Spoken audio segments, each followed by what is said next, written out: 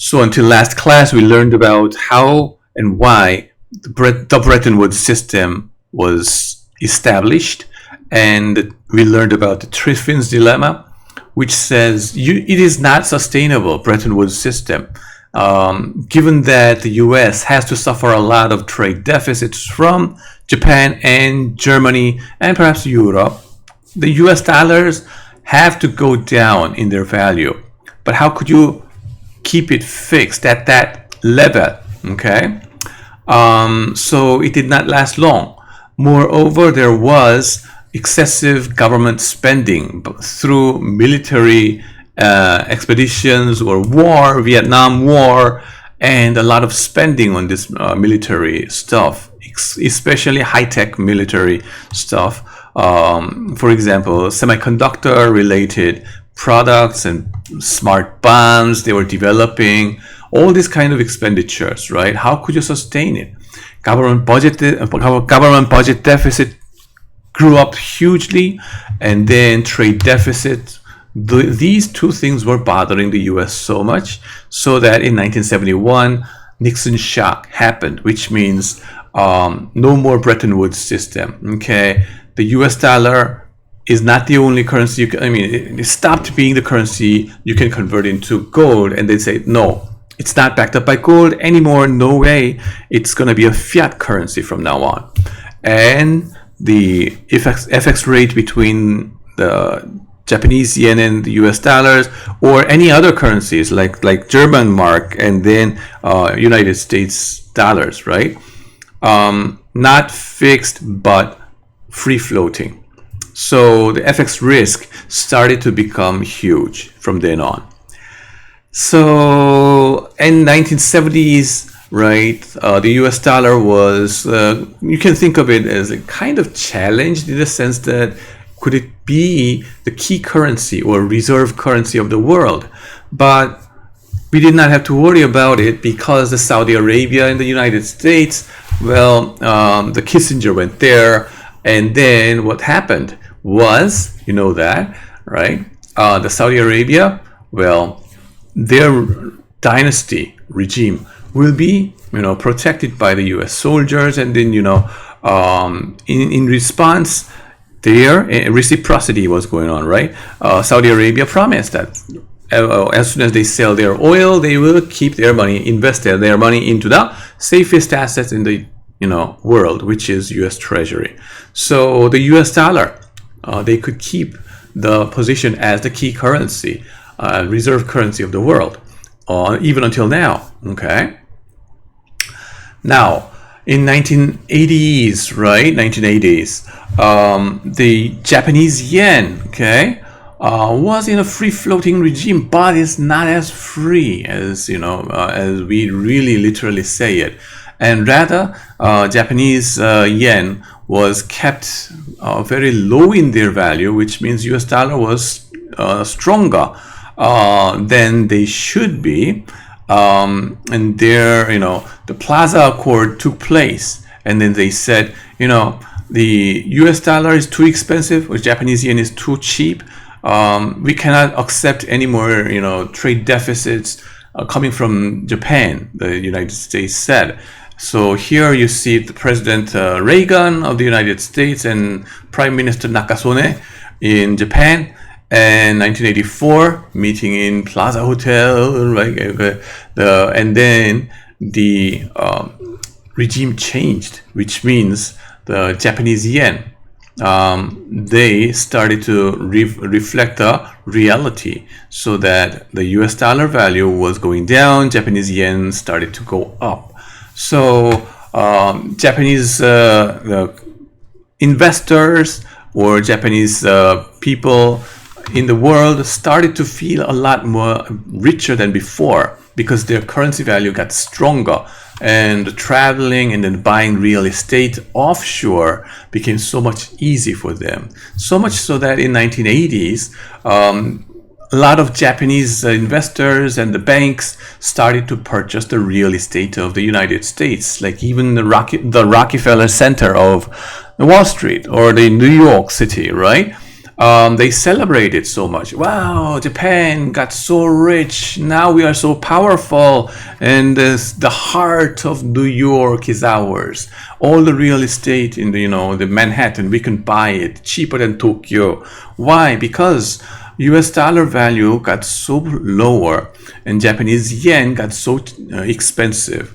But that means the Japanese products got so much expensive. But in the but before that, Japanese exporters, right, and the business people, and then Japanese finance people, right, they started to feel so much rich. So what did they say in 1989? Well, here comes Akio Morita. Okay, he is the founder of a company called Sony, and one of you will do the presentation about the Sony Corporation's history, but he basically was kind of a Steve Jobs of Japan in 1960s, 70s, and 80s.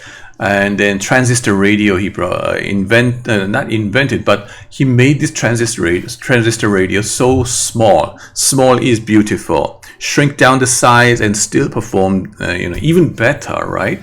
And also cassette tape recorder. It used to be like huge stereo, like boom, boom, boom, but he reduced the size into this iPhone size, right? And they called it Walkman. You can listen to music when you are walking, like that.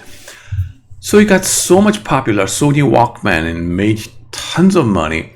And then he published this book together with Japanese ultra-right guy called Shintaro Ishihara.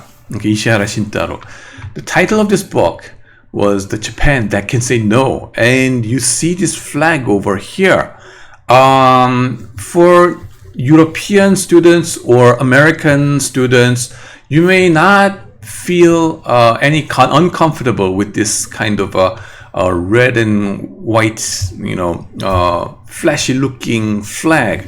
What is wrong about that? But for Asian students, like Korean students and Chinese students who had a bad experience with, historically, who had bad experience with Japanese empire, you hate this flag.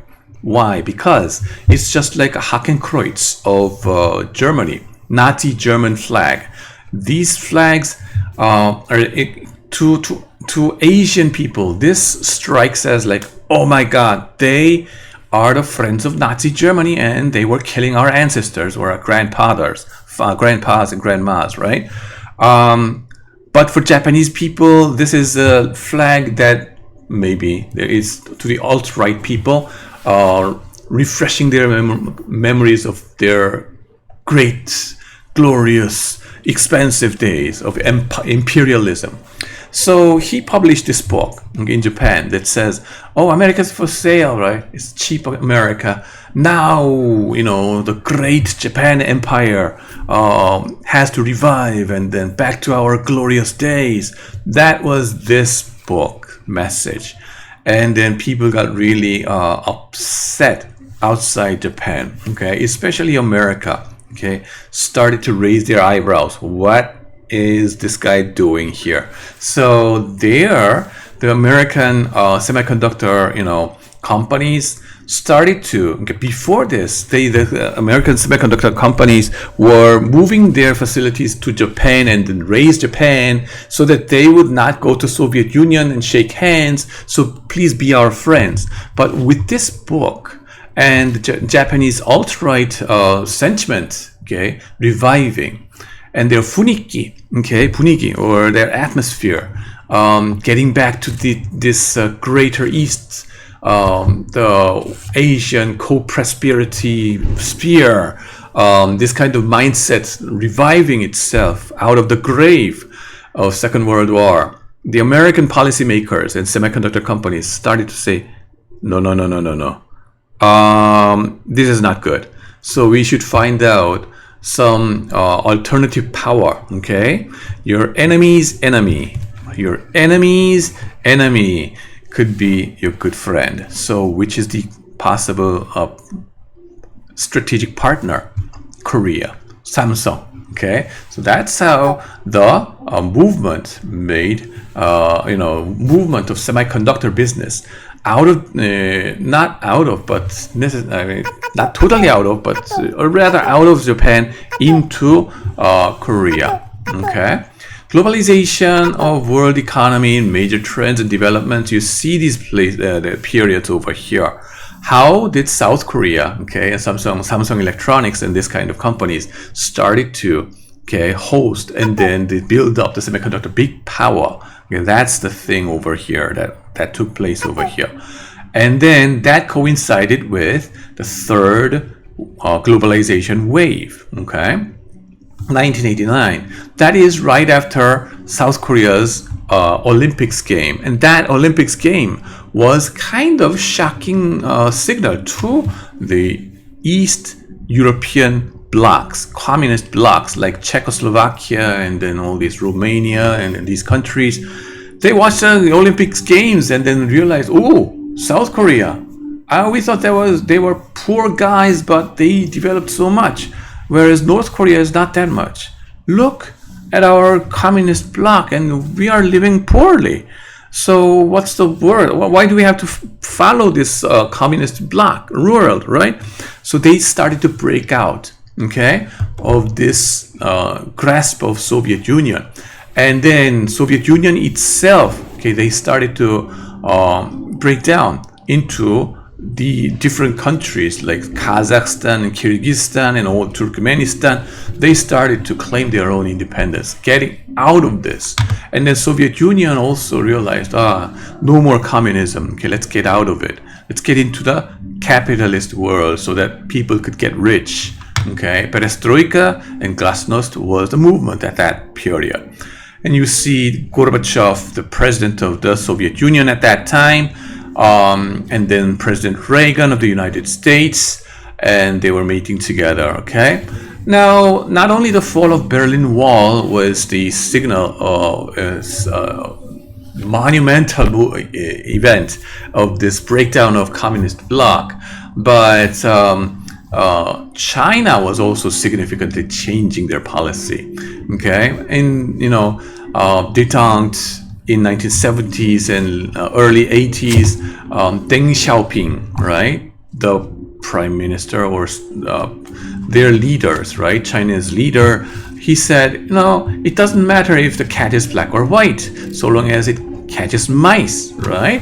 So let's be pragmatic, okay? Get out of that ideology struggle and, adopt this, get into the capitalist world, okay? So that was their movement in 1980s. And then the Western Bloc, right, capitalist bloc, that welcomed it, okay? China, India, they joined the capitalist world, and together with it, China privatized so much of their businesses, telecom kind of things or utility companies, and basically most of the economic functioning, okay, was done by state. What is that? By the state, communist state itself. But as they get into this capitalist world, they started to switch them into privatized companies. And of course, this majority of them still remain as state-owned enterprises, SOE, but it's owned by also the private investors like you and me, not individuals, not myself, but individuals, right? And basically, this was a time when the capitalist world was feeling triumphal over this communist bloc. And there's no rivaling system, no check and balance, right? So it's like breakless Spence starting to rush. Yeah, let's go to the capitalist world and perfect competition, and then let's do this, market mechanism competition. Let's go on. That started in this period. I want you to remember this number because we are going to get back to this one later. And then with this, right, unlimited competition, people in the market started to do, started to compete ultimately without limit, and then it was encouraging inequality among the people in all the different countries, and we're going to see that later. But it was good in the sense that the communist bloc started to crumble down. And then Korea, we also hope that North Korea will North Korea will break down, okay?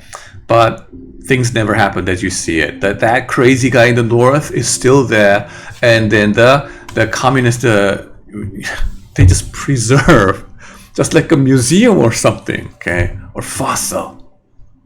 The communist bloc, okay, small but big, and that's not small, but it's still there, okay. And then China still claim that they are communist country even now, but let's see. Anyway, so globalization of the world economy, right? So after 1989, there globalized financial market emerged, and then euros emerged as the global currency, especially 2000s, right?